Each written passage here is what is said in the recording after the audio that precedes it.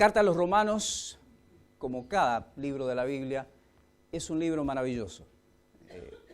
Pablo escribe esta carta en su tercer viaje misionero, por allá por el año 56. Él nunca había visitado Roma, pero él escribe a los hermanos y a lo largo de esta carta, él va a hablar sobre la justificación, el milagro de lo que Dios ha hecho al justificarnos por gracia por medio de la fe. San Agustín se convirtió leyendo esta carta. Lutero, justamente se estaba recordando el día de la Reforma, el día viernes también. Lutero, él inició la Reforma basado en el capítulo 1, en el versículo 17 del capítulo 1 de Romanos, cuando dice, justificados pues por la fe. Él, siendo un sacerdote católico, se dio cuenta, leyendo Romanos y específicamente ese versículo, que la justificación no era por obras, no era por comprar indulgencias, era por fe. Y allí Lutero se convierte leyendo Romanos. Juan Wesley, el fundador del metodismo, se convirtió mientras alguien le leía el comentario que Lutero había hecho sobre esta epístola. Estamos frente a una carta maravillosa. Como les decía, el tema es la justificación de Dios. Y cuando nosotros empezamos a estudiar el libro de Romanos, comenzamos a ver que primero comienza en los primeros 3 capítulos a hablar de la necesidad que el hombre tiene de la justificación. Y allí en esos primeros 3 capítulos encontramos versículos como no hay justo ni aun uno. No hay quien busque a Dios. Pablo hace un desarrollo en los primeros capítulos para mostrar la gran necesidad que el hombre tiene de ser justificado por Dios. Y él muestra que el pagano está perdido, que el religioso está perdido, y finalmente dice, todos estamos perdidos. Y dice, por cuanto todos pecaron, y llega a ese punto donde dice, todos pecaron y todos están destituidos de la gloria de Dios. Pero después de mostrar la parte más oscura del hombre, comienza a mostrar lo maravilloso de la gracia de Dios. Y allí, por ejemplo, si se fijan en Romanos capítulo 3, versículo 21, donde termina la primera sección, cuando Pablo ya mostró la imposibilidad del hombre de ser salvo, allí en el versículo 21 dice, pero ahora, gloria a Dios por ese pero ahora, aparte de la ley, se ha manifestado la justicia de Dios testificada por la ley. Y a partir de este versículo, el apóstol Pablo empieza a hablar de esa maravillosa salvación que tenemos a través de Cristo Jesús. Por ejemplo, con un versículo tan maravilloso como el 24 que dice, siendo justificados gratuitamente por su gracia mediante la redención que es en Cristo Jesús. Y después de mostrarnos el cuadro oscuro, lamentable de la situación humana, de tu situación y de mi situación, dice, pero Dios hizo algo maravilloso. Envió a su Hijo a ocupar una cruz para salvarnos. Y empieza a hablar de la salvación. Y después empieza a hablar de la santificación. En los capítulos 7 y 8, de la santificación, que Dios no solo espera que salvar nuestras vidas y rescatarnos por fe de nuestros pecados y de nuestra condenación, sino que Él espera un proceso de santificación, ese proceso de ir alejándonos del pecado y acercándonos a la imagen de Cristo en nosotros. Después, en capítulo 9, 10 y 11, Pablo empieza a hablar de la soberanía de Dios en cómo el plan perfecto de Dios para el pueblo de Israel y cómo el pueblo de Israel fue dejado de lado por un tiempo y Dios abre la oportunidad a todo el mundo, a la iglesia. Y en el capítulo 12, como Pablo normalmente hace en sus cartas, después de enseñar, después de tener varias porciones, bueno, nosotros tenemos como capítulos, cuando Pablo lo escribió no había capítulos ni versículos, era una carta. Después de escribir toda esa sección doctrinal, Pablo dice, ahora hay que actuar. Siempre la enseñanza de la palabra de Dios debe producir un impacto para actuar. Y en los capítulos restantes, del capítulo 12 al capítulo 16, Pablo va a hablar de algunos desafíos prácticos que nosotros como cristianos tenemos que asimilar y tenemos que actuar. Ahora, es importante entender que cuando nos encontramos con la cruz, los efectos de la cruz, de la salvación, tienen que producir resultados. Tú no puedes pasar por la cruz y ser lo mismo. Tu encuentro con Cristo debe cambiar radicalmente tu vida. Y debe haber un proceso de cambio, de transformación. Y justamente de eso es de lo que nos va a hablar aquí los primeros versículos. En realidad todo el capítulo. Yo veo en este capítulo 12 a lo menos 3 desafíos de la palabra de Dios, del apóstol Pablo, inspirado divinamente para el pueblo de Dios. 3 desafíos que nosotros debemos enfrentar. El primero de esos desafíos es una consagración total. El segundo de esos desafíos, lo encontramos en el versículo 2, es una transformación total. Y el tercero de esos desafíos, a partir del versículo 3 hasta el versículo 21, es el desafío de un compromiso total. Yo voy a tratar de enfocarme en los primeros 2, no vamos a tener tiempo para ver el tercero.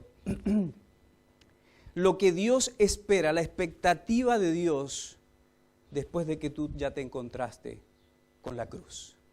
Después de que Cristo ya cambió tu vida. Después de que Cristo ya te ha salvado. Tú tienes que hacer ciertas cosas. Y allí comienza el versículo 12, dice: así que, hermanos, os ruego por las misericordias de Dios, de las que ha venido hablando durante todo el libro, yo les ruego por esa misericordia, por esa compasión de Dios, por lo que Dios hizo en la cruz, por cómo Dios ha obrado en tu vida, yo les ruego que presenten vuestros cuerpos en sacrificio vivo, santo, agradable a Dios, que es vuestro culto racional. Y Pablo dice que frente a la misericordia y porque lo menciona en plural, las misericordias de Dios, nosotros tenemos que tomar decisiones. Tenemos que tomar la decisión de consagrar nuestras vidas a Dios por lo que Dios ha hecho por ti. Tú no puedes solamente recibir la salvación. Tú tienes que consagrar tu vida en respuesta a lo que Dios hizo por ti. Tú no puedes quedarte como estás. Tú tienes que dar pasos. Gracias, mi hermano. Entonces, miramos allí y dice, así que, hermanos, la pregunta es, ¿quiénes son los que tienen que consagrar totalmente su vida a Dios? Hermanos, ¿a quién está escribiendo Pablo? A todos los creyentes, a todos los creyentes en Roma y por alcance a todos nosotros. A veces tenemos una idea equivocada que los que tienen que consagrarse son los que van a ser pastores, los que van a ser líderes, los que van a tener un ministerio especial, pero el llamado de una consagración total a Dios es el llamado a cada hermano. Si tú has recibido a Cristo como tu Salvador, el ruego, la exhortación de Pablo es a ti. Dios quiere una consagración total de tu vida. Dios no quiere una parte de ti, Dios te quiere a ti. Te quiere completo. Hay algunos cristianos que son cristianos a medias. Hay algunos cristianos que son cristianos del domingo. Pero Dios quiere una consagración total de tu vida. Cada hermano. Así que, hermanos, si tú has sido justificado por la sangre de Cristo, tú eres uno de los llamados en este pasaje a consagrar tu vida totalmente a Dios. Y por ende, el llamado es a todos los creyentes. Tengo que hacer entonces una salvedad. Si tú estás aquí, tengo que hacerte la pregunta. ¿Tú ya has sido justificado? ¿Tú ya has nacido de nuevo? No se trata de la asistencia a la iglesia. Hay muchos que confunden. Piensan que son creyentes porque van a la iglesia. Piensan que son creyentes porque llevan una Biblia debajo del brazo.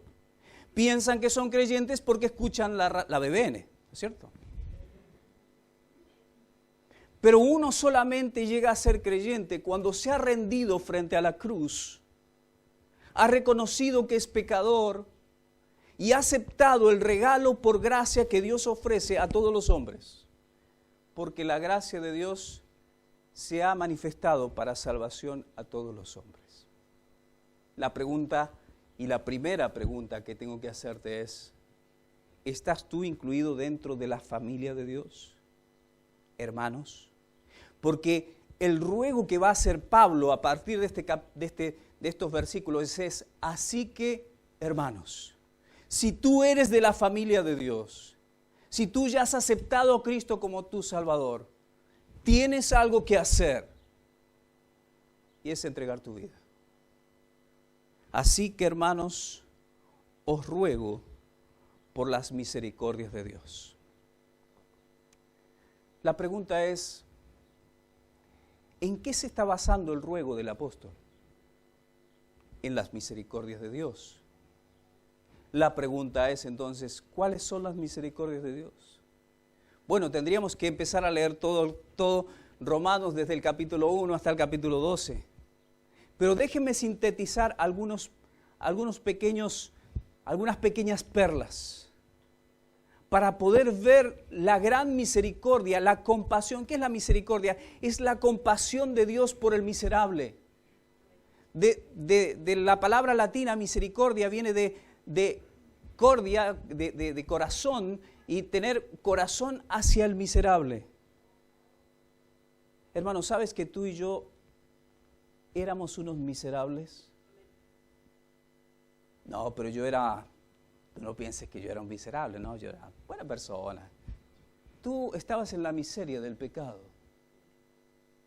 No importa que fueras más o menos bueno o que fueras un delincuente, no importa. Tú estabas en la miseria rumbo al infierno. Esa es y era tu realidad.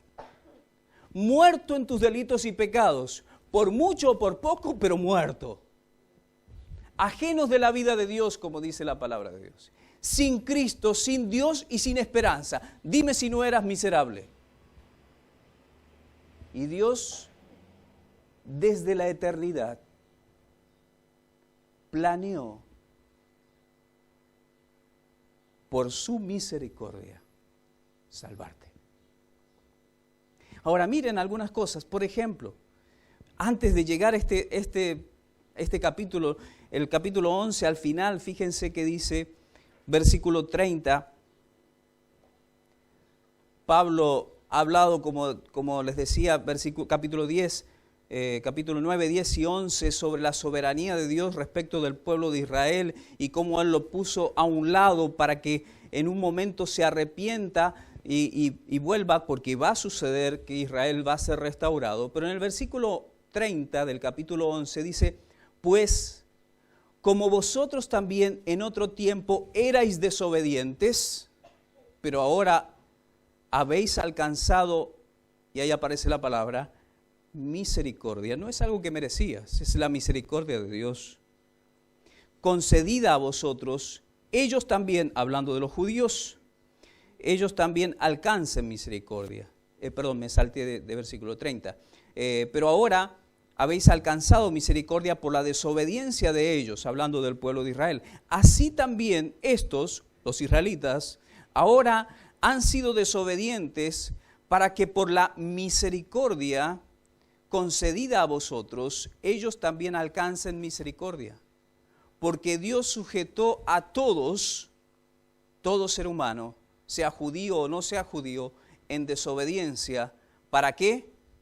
Para tener misericordia de todos. Y después el versículo maravilloso, oh profundidad de las riquezas, de la sabiduría y la ciencia de Dios, cuán insondables son tus juicios y cuán inescrutables sus caminos. Pablo llega a un punto de decir, qué increíble el plan de Dios.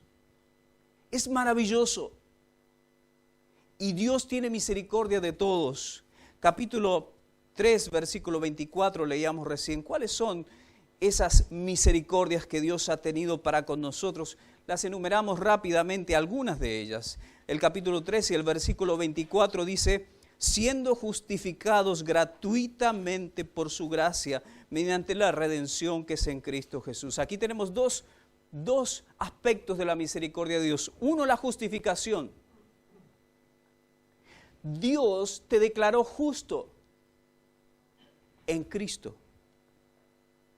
El justo padeció por ti, que eres un injusto, para llevarte a Dios. Y Dios aplicó la justicia de Cristo a ti. ¿No es misericordia de Dios? Tú jamás podrías, y yo jamás podríamos haber sido justificados ante Dios. Pero por la misericordia de Dios, Él te justificó. Por la misericordia de Dios, Él te redimió. El mismo versículo habla de la redención. Fíjense, siendo, dice allí, justificados gratuitamente por su gracia, y ahí hace énfasis que fue gratuitamente y que fue por el regalo inmerecido, su gracia, mediante la redención que es en Cristo Jesús. ¿Qué es la redención? Él compró, Él pagó. Esta cruz nos habla del precio que tuvo y tiene tu salvación. La redención en Cristo. Dime si eso no es misericordia de Dios. Él pagó por ti con la vida de su Hijo. Él entregó a su Hijo santo, justo, Dios encarnado, para pagar por ti. Hizo negocio el Señor, ¿no? Qué gran negocio. Pagó el precio más alto por lo que menos valor tenía. La misericordia de la redención. La misericordia de la propiciación. Fíjese el versículo 35 del capítulo, a ver si lo tengo bien, capítulo 4, a ver si es el, no puede ser ese. 3:25, ahí está, sí. A quien, hablando de Jesucristo, Dios puso como propiciación por medio de la fe en su sangre. Hay mucha doctrina en estos versículos. Dios puso a Cristo como la propiciación, como la satisfacción que Dios necesitaba frente al pecado. El sacrificio de Cristo lo satisfizo a Él. Las demandas justas de Dios fueron satisfechas por el sacrificio de Cristo y por eso Él te pudo perdonar. La misericordia de la sustitución, capítulo 5, versículo 8, dice: mas Dios muestra su amor para con nosotros, ¿en qué? En que siendo aún pecadores, Cristo murió por nosotros. Eso es lo maravilloso de Dios. Siendo aún pecadores, Dios siendo un Dios santo que odia el pecado, Cristo es tu sustituto. Dios estuvo dispuesto a sustituirte a ti por Cristo en la cruz. Capítulo 8, verso 14. Dice la palabra de Dios: porque todos los que son guiados por el Espíritu de Dios, estos son hijos de Dios.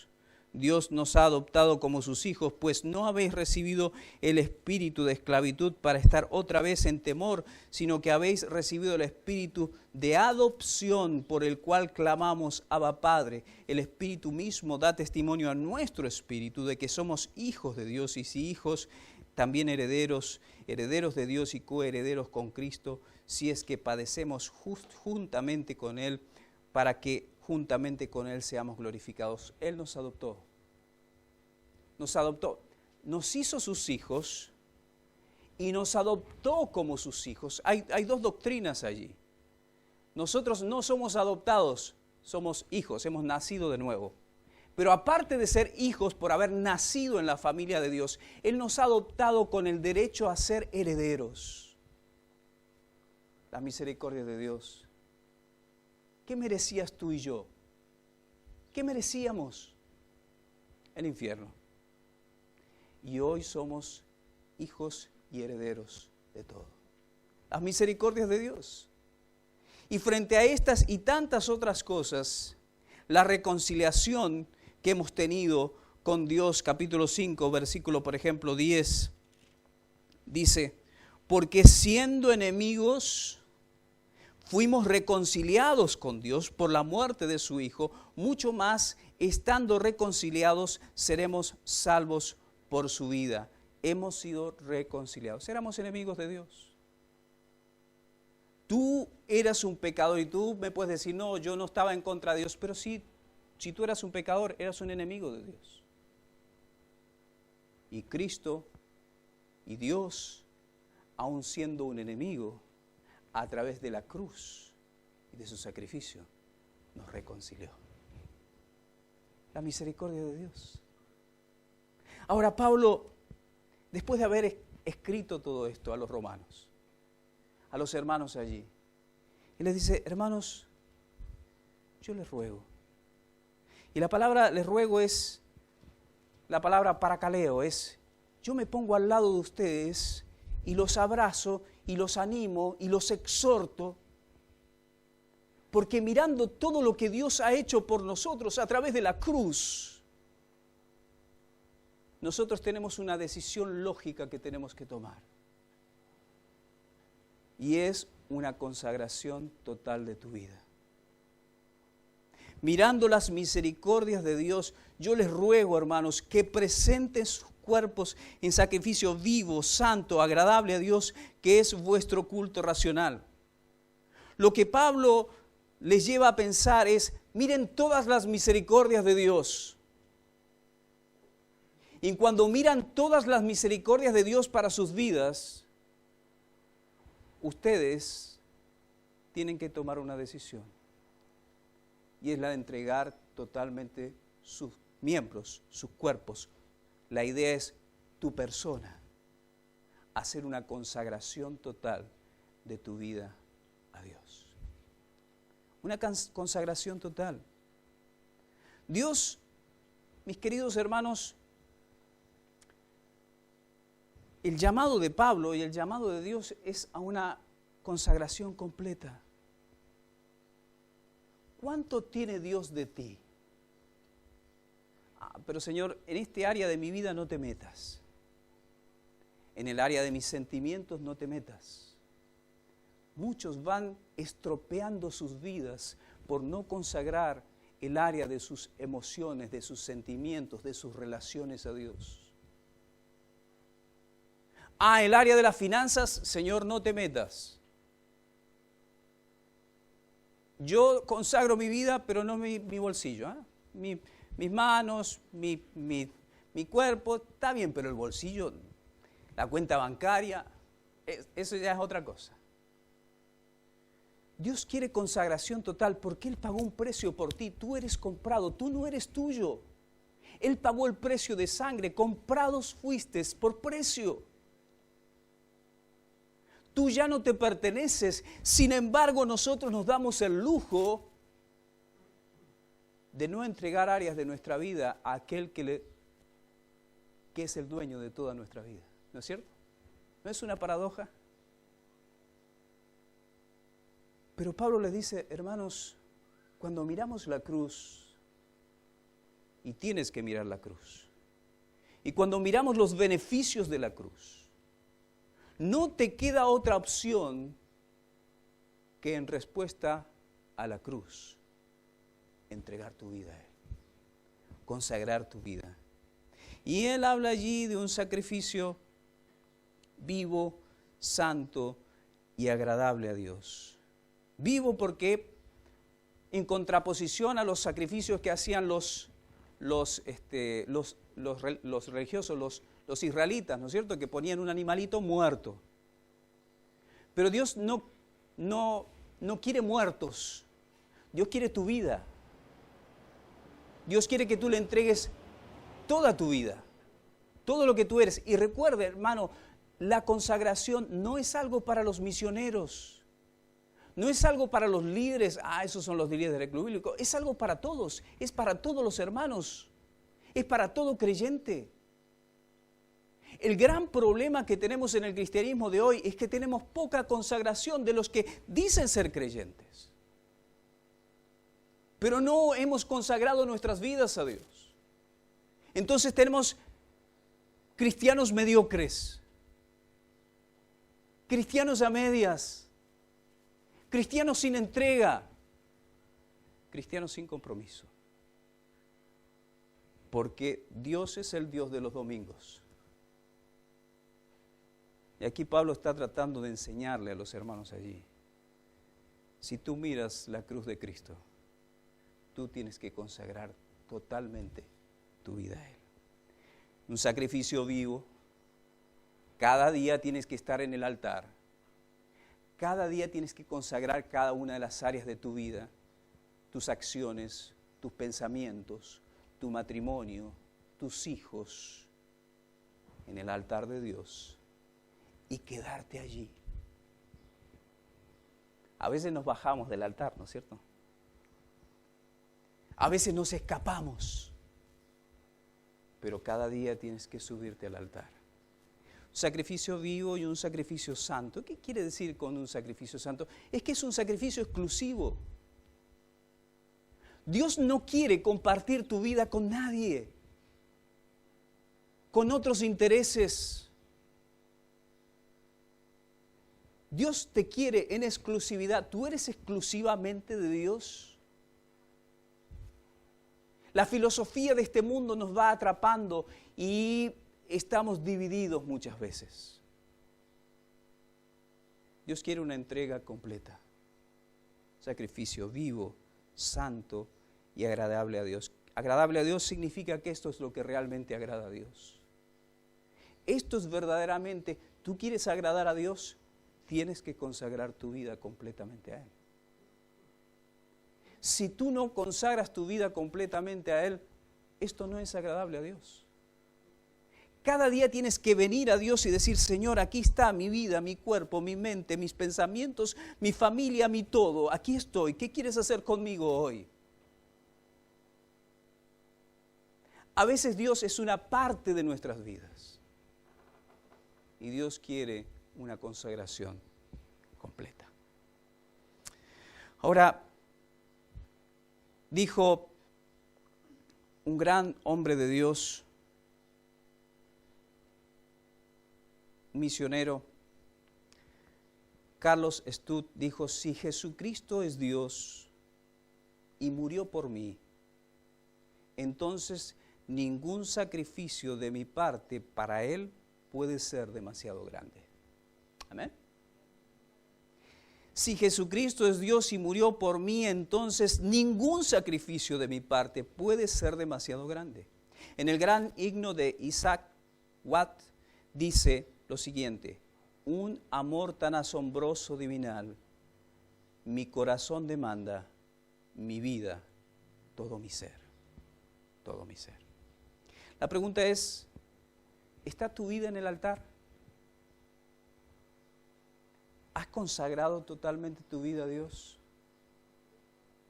Yo creo que tenemos que plantearnos esta pregunta, pero con honestidad. Porque yo creo que muchas veces no tenemos una consagración completa a Dios. Y hay áreas de tu vida en las que Dios no ha entrado. Hay áreas de tu vida que tú no has entregado a Dios. Pero cuando miras la cruz y miras las misericordias de Dios hacia tu vida, la única respuesta lógica que te queda es, Señor, mi vida es tuya. Haz lo que quieras. Pero, hermanos, Pablo avanza en este pensamiento y lo que nos dice es que el cristiano no solo está desafiado a tener una consagración total, sino que está llamado a tener una transformación total. no os conforméis a este siglo, sino transformaos por medio de la renovación de vuestro entendimiento. Dios quiere que tu vida sea transformada, no maquillada, transformada. Y esto nos habla de un rechazo total al sistema, a la filosofía de este mundo, a los conceptos de este mundo, a la conducta de este mundo alejado de Dios. Transformación. Obviamente la palabra transformación es la palabra metamorfeo. Lo primero que dice es, no os conforméis. La idea no os conforméis en el original es, no tomes la apariencia de este mundo. No os conforméis habla de la apariencia. Y cuando habla transformaos, habla de una transformación integral, interna. No tomes la apariencia de este mundo. Hay muchos cristianos que han aceptado a Cristo, pero siguen teniendo la misma apariencia de este mundo. Lo vemos en un detalle, Halloween. Un detalle. Importante, sí, pero es una de las tantas cosas. Y vamos negociando las conductas de este mundo y las vamos asimilando. Vamos haciendo un sincretismo. Y no, hermano, no es un sincretismo de cosas. No es que podemos acomodar las cosas, las conductas de este mundo y las cristianizamos un poco. Eso es lo que sucedió en el tiempo de Constantino. Él decidió aceptar el cristianismo, entonces todos los ídolos los empezaron y todo lo que era el mundo pagano lo sincretizó. Es decir, hizo una simbiopsis o una mezcla media extraña. Entonces ya el paganismo, ya tenemos la Virgen María con la diosa Afrodita, y entonces vamos haciendo un sincretismo. Hermanos, Dios quiere que tú no tengas la apariencia, que tú no te conformes, no te metas en el molde y tengas la misma forma que este mundo. Cuando miras las misericordias de Dios, el llamado es a una consagración total y a una transformación total. Y tenemos que empezar a mirar que este mundo tiene conductas extraviadas. Por ejemplo, miren, Efesios capítulo 2, versículo 1 y 2 dice, y Él os dio vida a vosotros, versículo muy conocido, cuando estabais muertos en vuestros delitos y pecados, pero noten lo que dice ahí, en los cuales anduvisteis, pasado, en otro tiempo, siguiendo la corriente de este mundo, conforme al príncipe de la potestad del aire, el espíritu que ahora opera en los hijos de desobediencia. Él dice, este mundo tiene una conducta, hay pecados, hay delitos que ustedes estaban viviendo. Hay un sistema, una conducta. Esta sociedad sin Dios tiene una forma de vida que tú no tienes que tener. Y saben que hay muchos cristianos que siguen manteniendo sus conductas pecaminosas, intentando hacer esa mezcla, ese sincretismo. No es la música del mundo, no es la conducta del mundo. Tienes que tener un cambio radical en tu vida. A veces queremos estar con Cristo y tener un pie aquí y un pie allá. Quiero un poquito de esto y un poquito de esto. Jóvenes, no es así. Hermanos adultos, no es así. Lo que Dios pide de nosotros es una transformación total. No nos conformemos a las conductas de este mundo o a los conceptos de este mundo, la filosofía de vida, de pensar. ¿Saben que eso es un poco más sutil? A veces vivimos con los conceptos de este mundo, de lograr posición, de lograr dinero. ¿Está mal lograrlo? No, claro que no. Pero cuidado, ¿cuáles son los conceptos? Si para lograr eso tienes que dejar de lado a Dios, estás equivocado. Fíjense, por ejemplo, un versículo, 2 Timoteo capítulo 4. 2 Timoteo 4. Pablo tenía un colaborador que se llamaba Demas. Y en 2 Timoteo, capítulo 4, versículo 9, dice, Pablo está escribiéndole a su amado hijo en la fe, Timoteo, y le dice, él estaba preso, y dice, procura venir pronto a verme. Porque Demas, uno de que era colaborador de él, me ha desamparado. ¿Por qué? Amando este mundo, y se ha ido a Tesalónica. Crescente se fue a Galacia, Tito a Dalmacia, solo Lucas está conmigo. Demas tuvo un problema. Demas tuvo el problema de los conceptos de este mundo. Él prefirió, algunos dicen que Demas, su lugar de residencia era Tesalónica. Demas prefirió la comodidad de irse a su casa. Dice, yo no voy a seguir en este trabajo misionero, es muy duro para mí. O no sé qué pensó, pero dijo, me voy a mi comodidad, me voy a mi sistema. Adoptó la filosofía de este mundo, los conceptos de este mundo. Hermanos, tenemos que tener cuidado. Muchas veces hay algunos cristianos que están tratando de hacer esa misma ensalada con los conceptos de la psicología, con diferentes cosas, y vamos adoptando conceptos para criar a nuestros hijos. No, nunca tomes la vara, porque el psicólogo dice, pero a mí la palabra de Dios me dice otra cosa. ¿Cuáles son los conceptos que tú adoptas? No, pero es que hay que dejar al hijo probar. Hay que darle libertad para que haga lo que quiera y que en su momento decida. Estás equivocado, porque cuando lo quieras traer ya lo perdiste. Cuidado, hermanos. El llamado de Cristo, el llamado de la palabra de Dios es a una transformación total de nuestra vida, en nuestra conducta, en nuestros conceptos y aún en las cosas. Fíjense un versículo más para terminar con esto, con este punto. Cristo quiere que tengamos un rechazo total al sistema. No es que nos vamos a ir del mundo. Cristo no dijo, sálganse del mundo.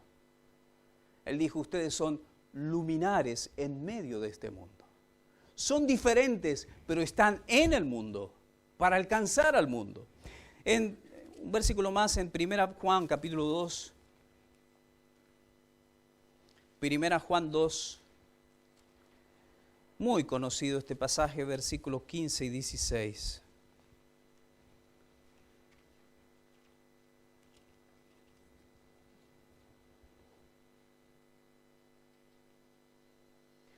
Juan, el apóstol del amor, aquel que se recostaba en el costado del Señor, aquel que escribe esta carta, Juan, el Evangelio de Juan, lleno de amor. Primera Juan, hablando del amor, amarnos unos a otros, él habla de un amor que Dios odia, de un amor que no debemos tener. Y ahí dice, no améis al mundo, ni las cosas que están en el mundo. Y esta frase es profunda y fuerte. Si alguno ama al mundo, el amor del Padre no está en él. Porque algunas cosas de lo que hay en el mundo, ¿no? Porque todo lo que hay en el mundo, los deseos de la carne, los deseos de los ojos, la vanagloria de la vida, no proviene del mundo. Y el mundo pasa y sus deseos, pero el que hace la voluntad de Dios permanece para siempre. No améis al mundo. Hermano, muchas veces estamos tan aferrados a este mundo, a las cosas de este mundo, a los deseos de este mundo, a las pasiones de este mundo, que no estamos dejando que Dios transforme nuestras vidas. Ahora, esto de la transformación total, primeramente tiene que ver con un rechazo total del sistema, la filosofía pecaminosa de este mundo, con sus conductas, pero por otro lado, tiene que ver con una renovación total, un rechazo total pero una renovación total de nuestra mente. Y allí cuando Pablo está hablando de este proceso de transformación, dice, no os conforméis, y la contrapartida es, sino transformaos por medio de la renovación de vuestro entendimiento. Y ahí la palabra transformaos es la palabra metamorfos. Es un proceso de metamorfosis. Es lo que sucede con la oruga que se convierte en mariposa. ¿Ustedes han leído ese proceso? Es muy interesante. La oruga llega a un punto en que llega a absorber los propios líquidos de su organismo para transformarse en otro organismo diferente que llega a ser una mariposa. Ahora, ¿saben? Me resultó un pensamiento gracioso cuando estaba pensando en esto. Y es que ¿sabe que a veces nosotros, por no transformarnos o no dejar que Cristo, porque la palabra está en realidad en voz pasiva, es déjense transformar en una palabra, déjense transformar en sus mentes? A veces hay cristianos que siguen siendo orugas maquilladas. Todavía no nos hemos transformado totalmente en esa mariposa, en ese ser hermoso que Dios quiere, porque no hemos dejado que Dios transforme nuestra forma de pensar. Dios ha puesto en nosotros la mente de Cristo. Lo que debemos procurar es que nuestra forma de pensar llegue a ser la forma de pensar de Dios. Es esa metamorfosis que debe darse en tu vida y que es obra del Espíritu Santo usando la palabra de Dios. Hermanos, necesitamos que Dios transforme nuestras mentes. Fíjense lo que dice Tito capítulo 3.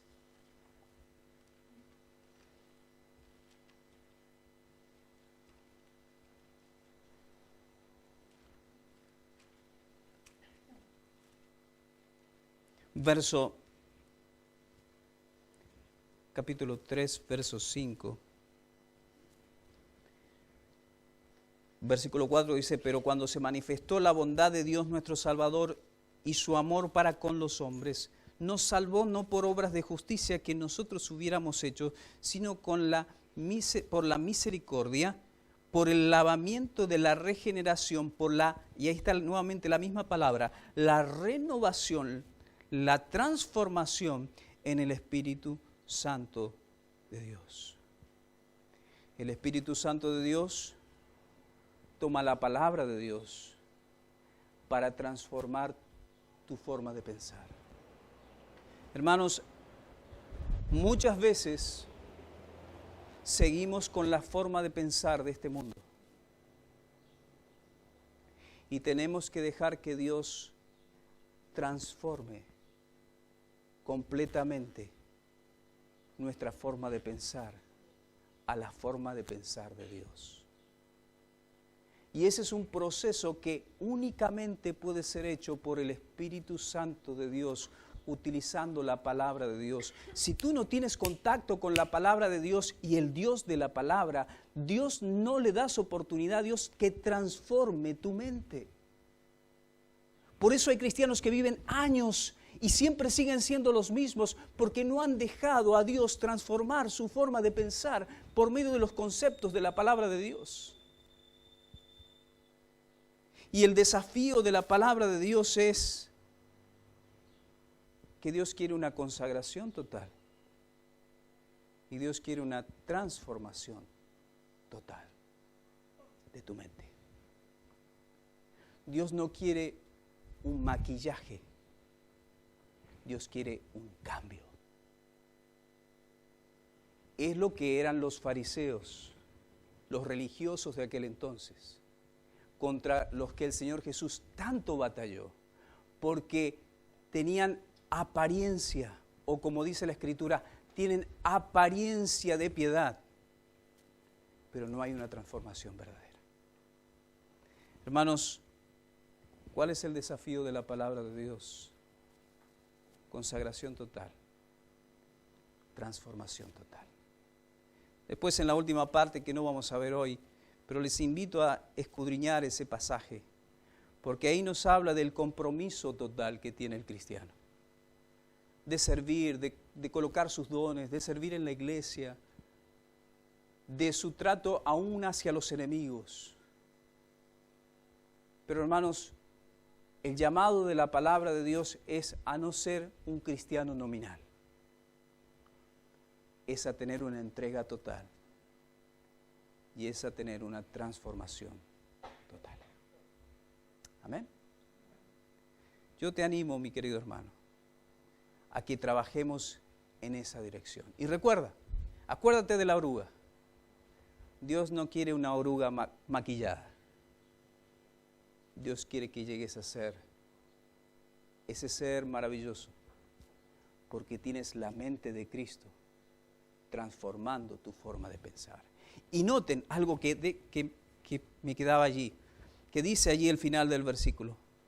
Cuando tú trabajas y dejas que esa renovación de tu mente, dice, para que comprobéis cuál sea la buena voluntad de Dios agradable y perfecta. ¿Qué quiere decir esta frase? Cuando tú tienes esa mente transformada, tienes la capacidad de entender y discernir cuál es la voluntad de Dios, que es buena para tu vida, que es agradable a Dios y que es perfecta. Cuando no tenemos la mente transformada, no tenemos la capacidad de discernir cuál es la voluntad de Dios. Eso es lo que está diciendo el pasaje. Cuando tú permites que tu mente sea transformada, vas a tener los conceptos y el discernimiento para entender y comprobar cuál decisión tienes que tomar, cuál es la voluntad de Dios en esta o en aquella área de tu vida. Y ahí habla de que esa voluntad de Dios siempre es buena. Es agradable a Dios. Aquí está hablando de la voluntad que agrada a Dios. Tú vas a poder comprobar cuál es la voluntad de Dios que es buena, cuál es la voluntad de Dios que le agrada a Dios y cuál es esa voluntad perfecta que Dios tiene para tu vida. Pero para eso necesitas dejar que Cristo transforme tu vida. Amén. Vamos a cerrar nuestros ojos, vamos a orar.